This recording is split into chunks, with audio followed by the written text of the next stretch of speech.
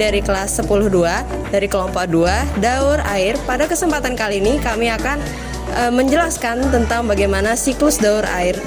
Pertama-tama perkenalkan, saya Elvira Sri Adisti Putri Indradi, absen 10. Saya Naura Iqbar, absen 29. Nama saya Muhammad Lena Basa Sibuan, absen 21. Saya Fatir Dia Amru, absen 15.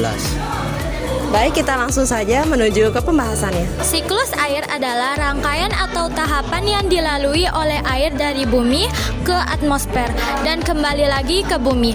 Proses siklus air atau siklus hidrologi menggambarkan pergerakan terus-menerus dari air yang ada di bumi. Urutan siklus air yang pertama, evaporasi. Proses ketika air yang ada di laut, rawa, sungai, dan lainnya menguap karena adanya pemanasan dari sinar matahari. Dalam hal ini, air diubah menjadi uap air atau gas sehingga bisa naik ke atmosfer. Yang kedua, ada transpirasi. Proses ini serupa dengan evaporasi, hanya saja proses penguapan ini terjadi pada jaringan makhluk hidup seperti tumbuh-tumbuhan. Yang ketiga, kondensasi. Proses ini proses di mana berubahnya uap air di atmosfer menjadi partikel es yang sangat kecil di suhu yang rendah. Partikel es tersebut saling mendekat satu sama lain sehingga akan menggumpal sebagai awan. Yang keempat, presipitasi. Ketika terlalu banyak air yang terkondensasi, maka tetesan air di awan akan menjadi besar dan berat untuk menahan di udara sehingga jatuh sebagai hujan, salju atau hujan es. Yang kelima, infiltrasi. Singkatnya adalah proses meresapnya air ke dalam tanah. Infiltrasi jadi salah satu faktor dan dalam siklus hidrologi yang memainkan peranan penting untuk mendistribusikan air hujan sehingga sangat berpengaruh terhadap limpasan permukaan banjir, erosi, ketersediaan air untuk tanaman, air bawah tanah, dan ketersediaan air untuk irigasi di musim kemarau. Infiltrasi secara umum dipengaruhi oleh berbagai sifat tanah dan vegetasi. Selanjutnya adalah jenis-jenis siklus air. Yang pertama, siklus air pendek. Jenis siklus air pendek terjadi ketika penguapan berlangsung di permukaan laut dan kemudian membentuk awan, lalu awan itu turun menjadi hujan di wilayah laut juga. Yang kedua, siklus air sedang. Jenis siklus air sedang berlangsung ketika diawali oleh penguapan air di laut atau daratan. Uap itu lantas menjadi awan yang terbawa angin ke wilayah daratan. Proses kondensasi lalu membuat awan itu turun sebagai hujan di daratan atau daratan rendah.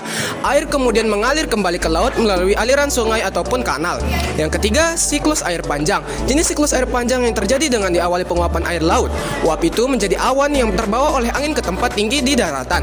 Awan tadilah lantas berubah menjadi hujan, salju, atau es pegunungan.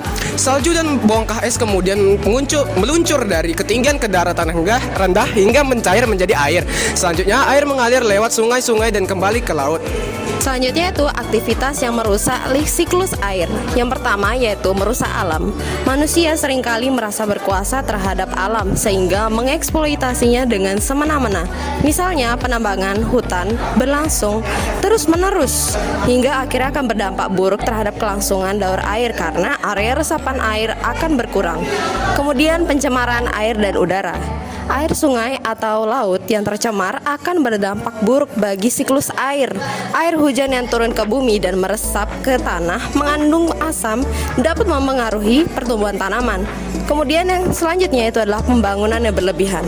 Banyaknya bangunan dan jalanan yang beraspal dapat menyebabkan berkurangnya area resapan air yang dapat mengganggu kelangsungan daur air. Maka dari itu perlu ada usaha-usaha untuk menyeimbangkan daur air. Contohnya, wilayah resapan air yang ditumbuhi pepohonan.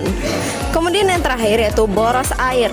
Kebiasaan menghemat air adalah sikap yang bijaksana untuk menjaga keseimbangan alam dari hal kecil. Beberapa cara menghemat air antara lain menutup keran dengan rapat setelah selesai menggunakannya, mandi dan mencuci pakaian dengan air secukupnya, dan lain-lain.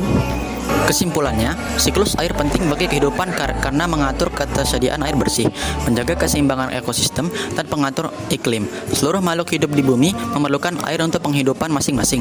Untuk itu, kita jaga bersama kelestarian air dan menghematnya demi masa depan bumi bersama. Sekian penjelasan yang dapat kami sampaikan mengenai siklus atau daur air. Mohon maaf bila ada kesalahan atau kekurangan dalam penyampaian kami. Wabillahi taufiq wal hidayah. Wassalamualaikum